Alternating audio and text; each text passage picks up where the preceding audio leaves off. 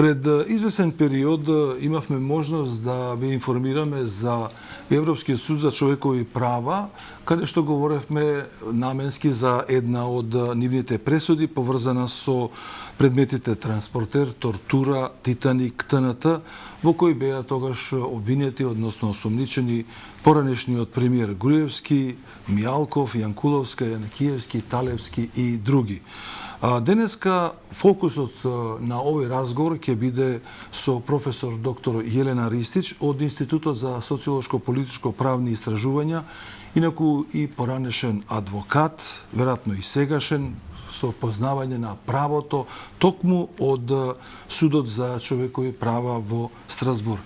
Добар ден, господја Ристич, или професорке Ристич. Сакам за почеток на овој разговор да ја насочиме нашата концентрација и внимание зошто е формиран овој суд и кога е формиран. Добар ден. Добар ден. Благодарам за поканата, како и за можноста денеска да зборуваме за Европскиот суд за човекови права во Страсбург, кој што има многу важна улога во рамки на европскиот систем за заштита на човековите слободи и права, вклучувајќи ги и нашите граѓани. Во однос на вашето прашање, Европскиот суд за човекови права како меѓународен суд во рамки на Советот на Европа е формиран во 1959 година врз основа на Европската конвенција за човекови права, која што е донесена скоро 10 години претходно, односно во 1950 година. Во еден историски контекст, Европската конвенција за човекови права, односно незиното донесување, е реакција пред се на ужасните последици за време на Втората светска војна, при што главните причини на кои што се должи донесувањето на конвенцијата и воспоставувањето на судот во Страсбург е обезбедување на меѓународна заштита на човековите права, односно тоа прашање да не биде само во рамките на државата, како внатрешно прашање, како и обезбедување, воспоставување на стабилни демократии ширум Европа. Овие воспоставени цели би рекла дека најмногу доаѓаат до израз преку можноста да се доставуваат индивидуални жалби од страна на граѓаните до Европскиот суд за човекови права. Имено Европската конвенција за човекови права всушност представува прв меѓународен инструмент со кој што суверени држави се обврзале правно во рамки на својата надлежност да овозможат на секој да му се гарантираат права, еден цел спектар, една цела лепеза на човекови слободи и права, и во рамките на кои исто така се согласиле да се воспостави еден супранационален, односно наднационален контролен механизам, секако зборувам за Европскиот суд за човекови права во Страсбург. Инаку, како што споменав, судот во Страсбург има централна улога во контекст на Европскиот систем за заштита на човековите права и во таа смисла има многу битна улога и за заштита на човековите права на македонските граѓани. Нашата држава е членка на конвенцијата, така што секој во рамките на надлежноста на државата, доколку смета дека незините или неговите права се повредени, има можност да се обрати до судот за заштита на човековите права, така што со право може да се каже дека можноста за поднесување на индивидуални жалби до судот е еден своевиден најкарактеристичен белег или одлика и највисоко достигнување на Европскиот суд за човекови права. Следното прашање сакам да биде уште малку во делот на историјата на овој суд, меѓутоа да ми дадете коментар или одговор на прашањето повеќе низ некаква слика, не мора податоци да ми дадете, а станува збор за следново. Периодот кога е формиран овој суд, ние сме свесни Европа низ какви маки поминува во однос на човековите права, стабилизација на демократијата и имаме неколку држави кои се далеку од моделот на демократија што денеска го имаме. Дали Европскиот суд во тој период или во првата деценија од своето постоење успева да се спротистави на тенденциите на кршење на човековите права како добар пример во тој период. Така, како што споменав, Европскиот суд за човекови права представува го нарекуваат крунскиот бисер на заштита на човековите права. Многу добар наслов. Во Европа. Така е, да.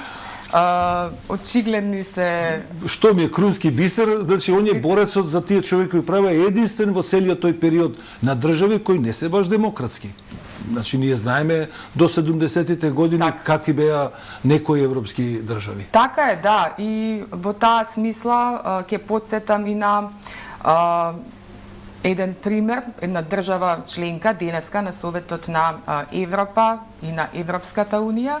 Конкретно станува збор за Грција, тој е еден најекстремен пример во смисла на санкционирање во случај на непочитување на човекови права. Имено во 1969 година Грција во тој период за нејзе беа констатирани, беа направени извештаи каде што е констатирана огромно, масовно кршење на човековите права, па Грција пред да заврши оној процес на гласање во рамки на Советот на Европа, се повлече од членството во Советот на Европа и повторно стана членка во 1974 година по падот на режимот на тогашната.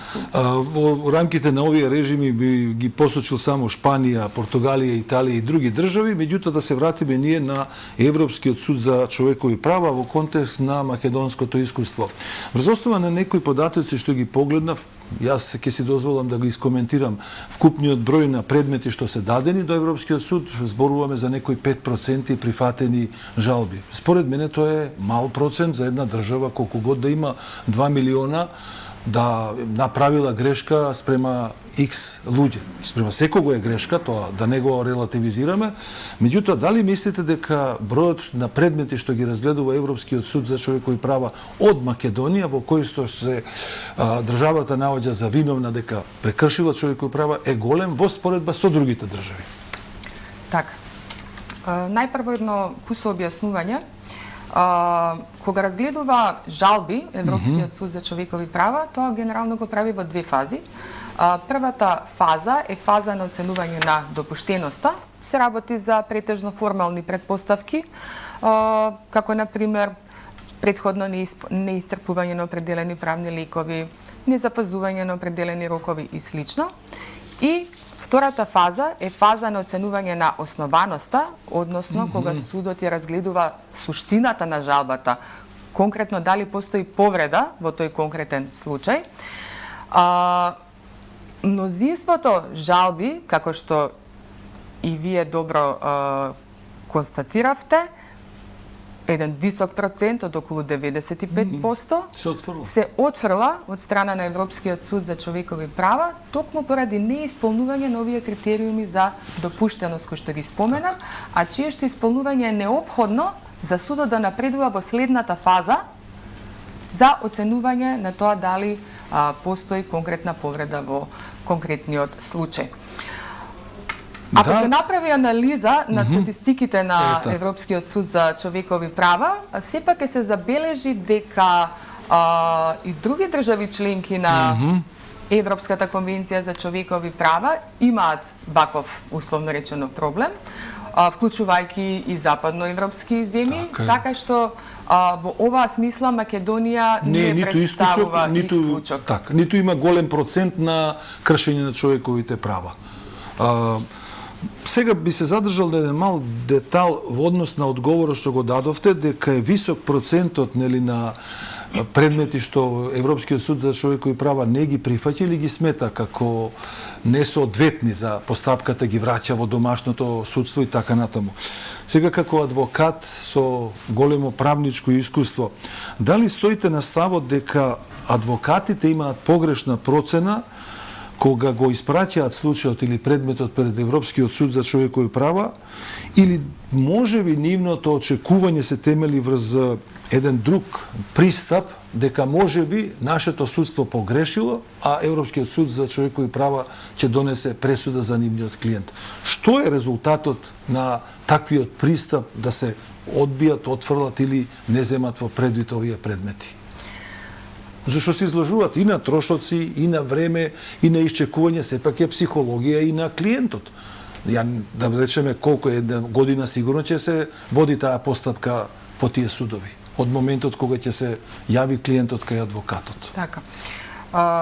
Европскиот суд за човекови права веќе години наназад доживува еден наплив на апликации од граѓани, вклучително и од страна на нашите граѓани. И како што споменав претходно,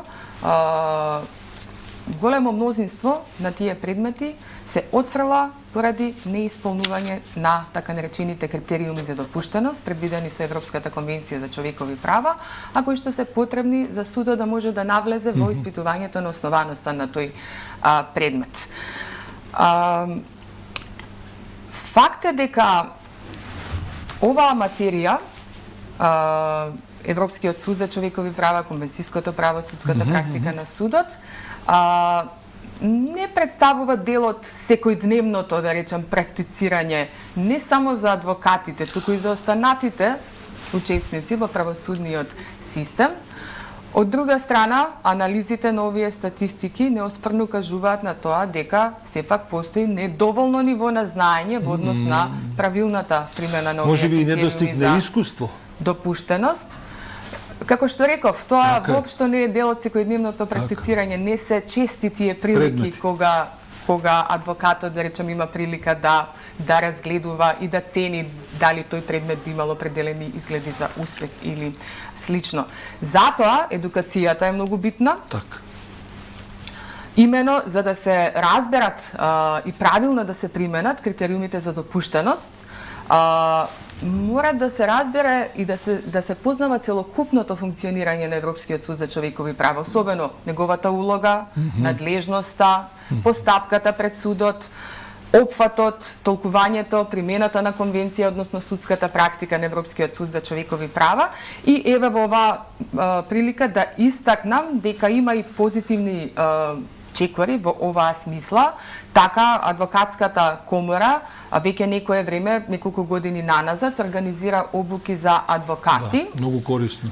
Така, исклучително корисни во однос на Европската конвенција за човекови права и Европскиот суд за човекови права во соработка со Советот на Европа.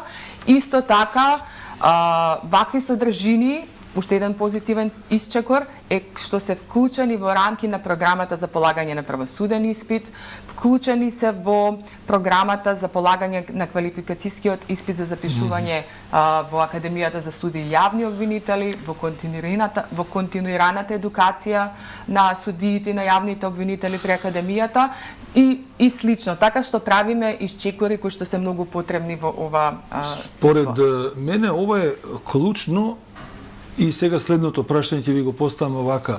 Очигледно бројот на лица кои ќе поминуваат Академијата за суди и јавни обвинители ќе се стекнуваат со знаење каде што во рамките на преземањето на некој предмет, доколку бидат суди или обвинители, а утре може ќе бидат некои од нив и адвокати, точно би ја процениле тежината на одреден случај дали треба да оди пред Европскиот суд за човекови права. Тоа апсолутно ќе биде една од придобивките. Ние очигледно немаме доволен степен на едукација или едуцирано не само правно население, туку стручњаците од оваа област се недоволно едуцирани за да може да го прифатат овој концепт на едно модерно или да речеме европско правосудство, затоа што иднината на од државите очигледно се движи во таа насока. Така е. Сакам сега затоа тука да искористам едно ново прашање, иста е областа. Меѓутоа да видиме оваа конвенција кога би ја ставиле со законодавствата на сите држави. Дали е таа комплементарна со нив под наводници или националните законодавства се комплементарни со оваа конвенција. Судот кога донесува, он се води исклучиво од конвенцијата или користи примери правосудна пракса од државата од кај што доаѓа предметот. Така.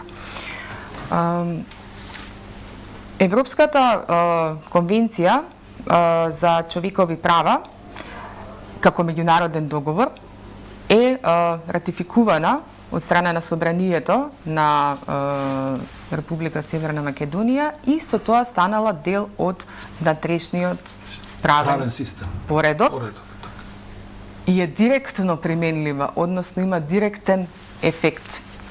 Оваа директна справедливост или применливост на конвенцијата е во согласност со член 118 од Уставот, каде што се предвидува дека меѓународните договори кои што се ратификувани во согласност со Уставот ќе станат, односно стануваат дел од внатрешниот правен поредок и не може да се менуваат со закон. Значи се определува хиерархијата на меѓународните договори и внатрешното. Овде едно подпрашање за прецизноста за гледачите. Со други зборови велите дека судијата кој суди во домашен предмет, доколку стигнала пресуда, препорака или укажување од Европскиот суд за човекови права, не може да ја дерогира таа пресуда, мора да ја спроведе. Во таа смисла, исто така би сакала да укажам една битна работа во контекст на спроведување на конвенцијата, односно примена на конвенцијата. Многу е битна судската практика на судот, односно тоа се пресудите кои што нели се резултат на толкување и примена на Европската конвенција за човекови права, која што представува неопходно сознание во смисла на имплементирање на обврските кои што произлегуваат од конвенцијата. Имено Европската конвенција за човекови права не може да се земе само во незиниот текстуален контекст, туку мора да се земе заедно со судската практика, односно толкувањето и примената на конвенцијата од страна на судот. Значи не може да се применува само како што вообичаено се применуваат домашните закони, значи само во текстуален контекст, туку мора да има повикување на судската практика на Европскиот суд за човекови права. Од друга страна, сакам се само повеќе како илустрација. Европа ја видовме во последните 10 години, ова повеќе зборува кај мене како социолог или новинар, а вие обидете се тоа да го ставите сега во рамките на вашата правна област, односно правна наука. Културошки почна да се менува. Видовме дека дојдоа луѓе од други континенти, донесоа други вредности, донесоа друг начин на живење, друг вид на исхрана, друг начин на облека. Одеднаш Франција, Шведска, држави кои ги сметаме за најдемократски во однос на историјата, со исклучок на одредени периоди низ историјата, се соочуваат со ситуација, сега ќе го ставиме тоа под наводници, да кршат човекови права на овие припадници, тие се нивни државјани на крајот на криштата, во однос на културолошкиот код. Како постапува Европскиот суд за човекови права кога станува збор за разлики во културата, а сепак пренесени на европско тло?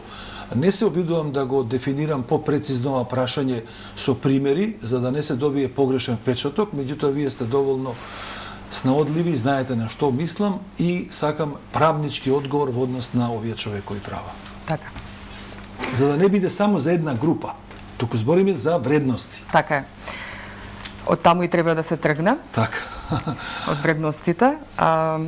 Европскиот суд за човекови права не го дефинира најсоодветниот начин, значи не наметнува соодветен начин на заштита на човековите права, имајќи ги предвид и различностите на 46 во моментот држави членки на Советот на Европа, туку го предвидува минималниот стандард во однос на заштита на човековите права.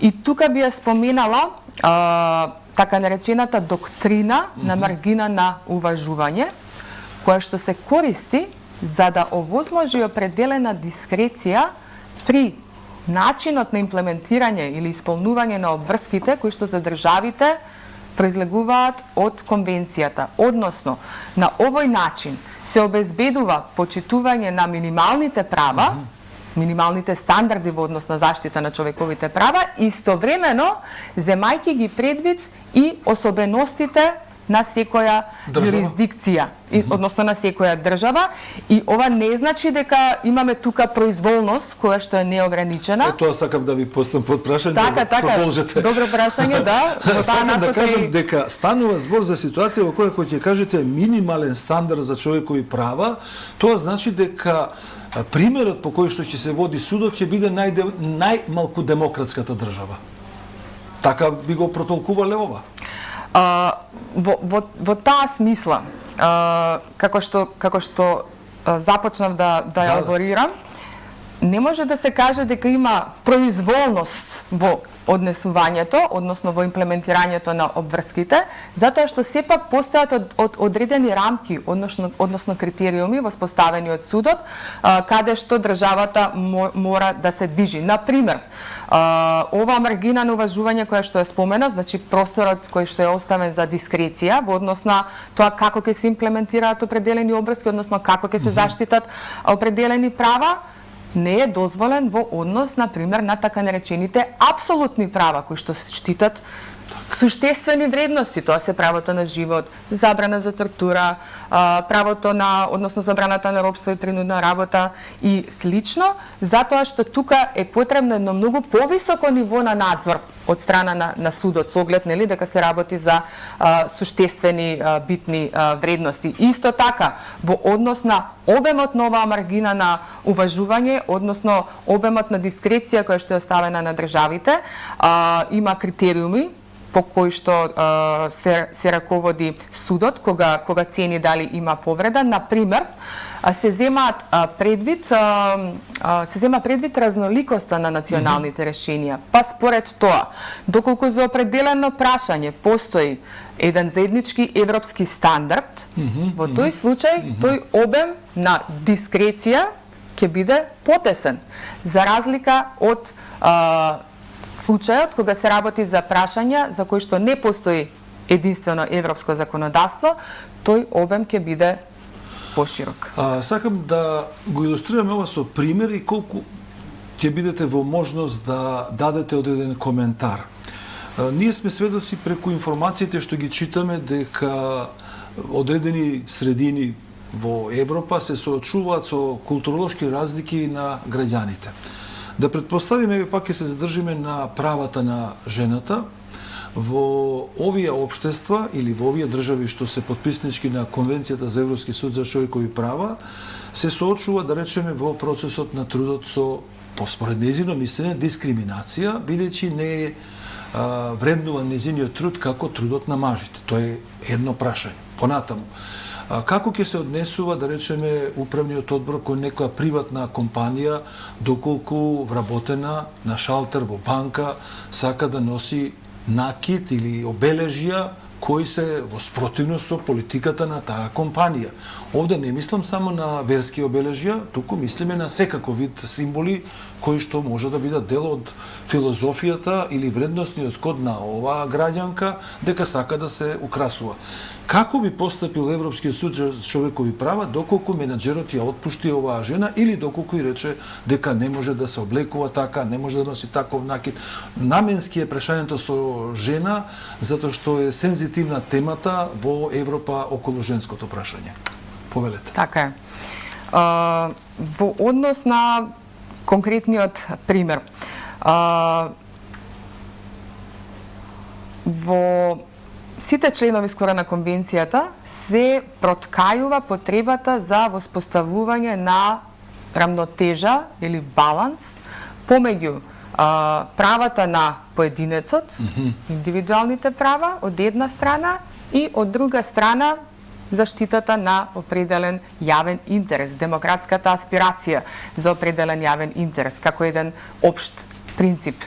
Тоа може да биде рамката во која што судот би носел одлуки. Така, да, значи ограничување на правото на поединецот, кој што не може да се коси со едно општествено однесување за сметка на некој јавен интерес, како на пример заштита на здравје, на морал, на државна безбедност, на спречување на кривични дела, некоја легитимна цел. Интерес кој што е посилен од приватниот, односно личниот. Така е. Добро, очигледно така ќе го прочитаме. Меѓутоа, тука треба да се воспостави баланс или рамнотежа, односно да има еден однос на пропорционалност помеѓу употребените средства за ограничување на определено право и од друга страна... Да, затоа што примерот како што го дадов очигледно може да иритира други граѓани. Оно што го гледаме само како пример, едно е слободен говор, друго е говор на омраза. Апсолутно. Двете права може да бидат почитувани, меѓутоа и двете права може да бидат непочитувани, а страната се жали основно Тоа е веќе злоупотреба на право. Правото. Сега сакам да преминеме повторно на работењето на судот. Тој работи врз одредени принципи, вие ги кажавте протоколите и принципите, меѓутоа сега сакам да ги разложиме еден по еден. Би започнал со првиот, субсидијарност. Што значи овој принцип? Вие го кажавте, меѓутоа сега да ги издвоиме вака баш теоретски, како што може да гледачите да ги разберат. Така. Принципот на субсидијарност представува еден од клучните принципи за функционирањето на Европскиот суд за човекови права и една своевидна појдовна основа од која што се црпат и други принципи кои што се употребуваат при работењето на Европскиот суд за човекови права. Што значи тоа? Дека системот за заштита на човековите права воспоставен со конвенцијата е субсидијарен во однос на националните системи за заштита на човековите права. Имено, токму тука е битно да се свати улогата на Европскиот суд за човекови права, која што е втемелена токму врз основа на овој принцип на субсидијарност, односно дека улогата на судот е да врши надзор, преглед во однос на имплементацијата на обврските кои што ги спроведуваат државите членки и дека тој не представува една конечна судска инстанца или четврта инстанца, односно не представува само уште еден во низата на национални судови. Тој работи врз основа на принципот на субсидијарност. Мислам дека во вашата книга го прочитав тоа, украинскиот случај. Дали кога не постапува државата со пресудата што ја донесува Европскиот суд за човекови права, може Советот на министри или да се влијае политички врз државата? Колку моќта на судот сега е ефикасна да се спроведе постапката, односно пресудата? Така. Извршувањето на пресудите на Европскиот суд за човекови права според Европската конвенција е образувачко за државите членки и при тоа надзор врши Комитетот на министри на Советот на Европа, при што треба да се извршат определени индивидуални или поединечни мерки и во определени случаи општи мерки. Индивидуалните или поединечни мерки конкретно се однесуваат на жалителот, на апликантот и во смисла на санирање на повредата која што резултирала во конкретниот случај. Тоа може да биде паричен надомест, како надомест на штета, да, може да биде повторување на домашната постапка. Општите мерки, од друга страна, се насочени кон превенирање на идни слични. Тоа е најважната работа, јас што ја забележав за работењето на судот, повреди, дека всушност се создава еден вид пракса да и судиите или државата не греши повторно во таков случај. Точно. Тоа е всушност и за мене една од најбитните... Да не ги повторуваме грешките. Стварно е, навистина, кој ќе размислите, просто е зачудувачки да, искуството што го имаме ние во односите со луѓето и со различни култури, колку сме потолерантни, а колку забележуваме одредена ксенофобија во други заедници, се чудиме како е можно тоа. Пример, ние немаме во нашиот вредносен систем да мразиме, да речеме, луѓе со друга боја на кожа. Нешто што го гледаме во други заедници е загрижувачки, дури колку е висок тој степен. Така, да, за жал можеме да видиме и такви тенденции. Во секој случај, добро кажавте, општите мерки се исклучително битни, затоа што тие вообичаено предпоставуваат измена на закон, измена некоја постојна практика, која што довела до таа повреда и ако не се санира и во иднина ќе продуцира такви исти или слични. Професор Керисти, сакам сега вториот принцип да го отвориме, а тоа е принцип на владење на правото. Во нашето воспитување, во нашата едукација, ова право или овој принцип често го говориме, меѓутоа мислиме дека стана обична флоскула кој ќе кажете на политичарите или на други луѓе владење на правото. За Европскиот суд ова не е флоскула. Ова е темел на функционирање на судот. Повелете. Така е. Принципот на владење на правото, уште познати како принцип на законитост, е еден од основните столбови воопшто на функционирањето на Советот на Европа, заедно со принципот на демократија и почитувањето на човековите права. Имено овој општ принцип во себе содржи плејада на други принципи кои што извираат од него, како што е принципот на правна сигурност, законитоста, еднаквоста пред законите, независен и непристрасен трибунал и слично. Всушност овој принцип значи да се обезбеди дека нема да има арбитрарно мешање во определени права, односно дека истото правата ќе се штитат во согласност со принципот на законитост и дека тоа ќе го контролира независен и непристрасен суд. Така што и доколку постојат определени ограничувања, што во однос на определени права е возможно, а во смисла на она што го реков претходно во споставувањето на еден баланс или рамнотежа помеѓу поединечните права и јавниот интерес или некогаш и правата на други. Тие ограничувања мора да бидат предвидени со закон, но и законот треба да има определени квалитети.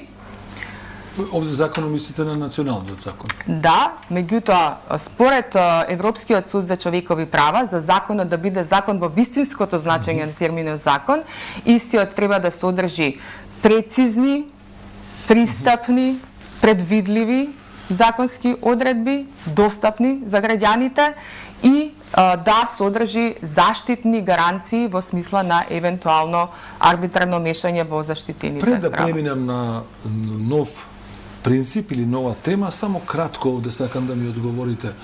Можеме ли ние како правна култура или како правен систем да ја имаме предвид конвенцијата или нивните протоколи кога донесуваме одредени закони без тие да ни кажат, туку да ги имплементираме и да дојдеме до тоа ниво дека всушност некои работи можеме да ги напишеме во закон и пред време, ако се условите созрени или ако сакаме нашето население да биде заштитено како такво. Апсолутно сте во право.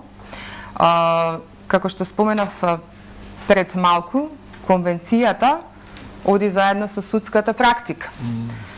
Пресуда, да, точно е донесена против можеби некоја друга држава членка. Така е. Не е против Ми го Македонија. разбрав прашањето. Така е, меѓутоа, тоа е дел од конвенцијското право.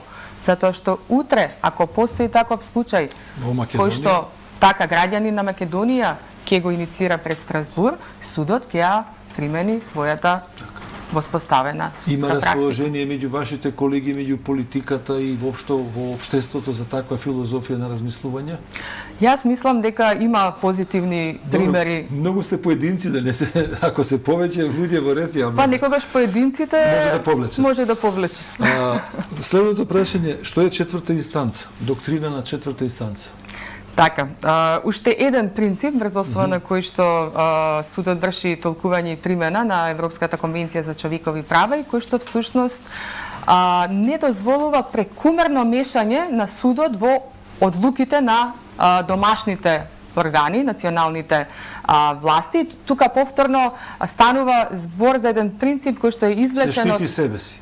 принципот на субсидијарност. Затоа што, како што споменав пред малку, не е улогата на судот да биде една повисока жалбена судска инстанца, туку да да врши надзор над спроведувањето на обврските на државата членка, односно согласеноста на државата членка со одредбите на конвенцијата и судската практика на За судот. гледачите што не се правници и не ја следат ова материја, мислам дека овие основни принципи се доволни да ја разберат филозофијата на човековиот суд, на Судот за човекови права во Страсбур, а за студентите на право и за оние на кои што вие им предавате, ова е недоволно, така што ќе мора да прочитаат повеќе.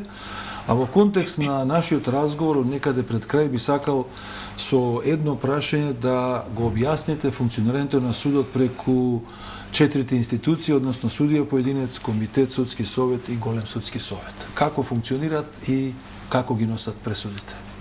Студентите ќе си прочитаат после. Да, читаат студентите.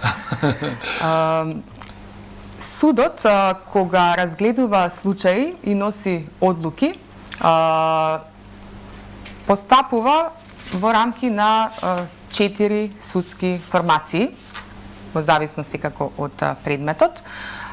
Една од тие судски формации е судијата поединец, кој што се воведе со протоколот 14 кон Европската конвенција за човекови права од 2010 година и има надлежност да ги прогласува жалбите или апликациите за недопуштени. Практично се работи за главниот филтер во смисла на подобрување на ефикасноста на работењето на судот, во случај кога е очигледно дека уште во таа фаза имаме предмет кој што е недопуштен. Доколку не донесе одлука судијата поединец, жалбата се распределува до комитет, уште една судска формација, или до судски совет, третата судска формација. Комитетот е составен од 3 членови и донесува едногласна одлука во однос на недопуштеноста или пак едногласна одлука во однос на допуштеноста и основаност. Но во однос на случаи за кои што веќе постои добра воспоставена практика на судот. Судскиот совет, третата судска формација, донесува одлуки, односно пресуди со мнозинство гласови во однос на допуштеност и во однос на основаноста, и тука имаме малку едно повисоко ниво во смисла дека вообичаено се работи за предмети кои што носат потенцијал да донесат нов судски елемент во рамки на судската практика на судот. И четвртата судска формација е големиот судски совет кој што постапува во многу исклучителни ситуации. Имено се работи за случаи кога се јавуваат сериозни прашања во однос на толкувањето и примената на Европската конвенција за човекови права. Значи не расправа по поединечен случај, до соглед дека овие 3 претходни институти ќе го решат. Така е, значи во исклучителни може да се рече дека он се ситуации. занимава со политика на правосудството во рамките на Европскиот суд. Со филозофија, пред се. не само правосудство, со филозофија. Така е, да. Да го завршиме овој разговор, професор Керистич, со тема која ја почнавме, ама која сакам сега, откако граѓаните или гледачите и слушателите го слушна ова што представува Европскиот суд за човекови права, примерот е поврзан повторно со Македонија. Ние ги имаме овие неколку предмети што се актуелни во Страсбур, меѓутоа јас ќе го поставам прашањето во поглед на нашата филозофија. Можеме ли како држава да дојдеме на вистина да немаме ни еден предмет пред Страсбур, затоа што сме држава која ги почитува човековите права? Што дека и онака е мал бројот. Збориме едуцираност на суди, едуцираност на адвокати, обвинители, филозофија на учење дека граѓанинот е пред се и граѓанинот е над се, и едноставно имате пракса која што судовите ги задоволуваат со својата пресуда, тоа е поентата. Така. И граѓаните немаат потреба да бараат правда пред меѓународниот суд. Така. Пред човековиот суд, овој суд за човекови права. Така. Тоа би била идеалната ситуација. Затоа ја поставив. Дали е можна? Теоретски возможна, меѓутоа, нели, сепак се работи за луѓе, за човечки фактор, така што јас сум убедена дека ние можеме да постигнеме едно многу повисоко ниво Така е. на заштита на човековите. Идеален модел за да се стремиме да остваруваме нешто. Апсолутно, високо поставена цел. Да, ако бидеме стално дека сме последни или први по нешто лошо, никогаш нема да промениме некоја филозофија на живење. Овој суд кога е формиран, он имал филозофија на вистина на луѓето да им помогне. Замислете кога е формиран. Така е. Замислете какво е окружувањето во Европа во тој период. Ние сме во далеку подобра ситуација. Оптимисте во однос на примената на човековите права во Македонија? Генерално сум оптимист. Сметам дека имаме потенцијал, дека веќе имаме добри професионални кадри, секако се уште постои простор за да се подигне нивото, меѓутоа да, верувам дека имаме потенцијал и можеме да постигнеме едно повисоко ниво на заштита на човековите права. Крајот на овој интервју сакав да го извадам повеќе професорското од вас, а не адвокатското. Ја разбирам дека како адвокат вие ќе ги браните луѓето доколку им се оштетени, односно нарушени човековите права, меѓутоа како едукатор морате да ја градите таа филозофија дека општеството мора да има добри примери. Апсолутно, во тај смисла Исто размислуваме. Да, цело време сме на иста линија. Исто размислуваме, меѓутоа сакам Едукацијата е исклучително битна.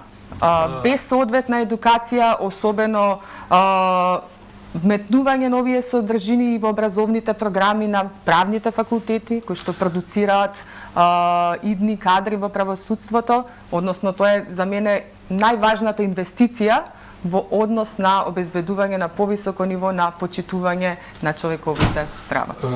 Професор Ристич, ви благодарам за овој разговор и секако ќе го следиме однесувањето на судот, вашето однесување во кариерата и секој со повод ќе ве поканиме да искоментирате и пресуди доколку ете ги има. Како такви ќе учиме на тие примери да го направиме македонското општество и правната култура на едно повисоко ниво. Ви благодарам. Ви благодарам вам за поканата. Почитувани гледачи, беше ова професор доктор Јелена Ристич од Институтот за социолошко-политичко правни истражувања, со која говоревме за Европскиот суд за човекови права во Страсбур. Се надевам дека вашето внимание беше целосно, а студентите по право и оние што ги интересира овој суд ќе прочитаат нешто повеќе. Следува рекламен блок.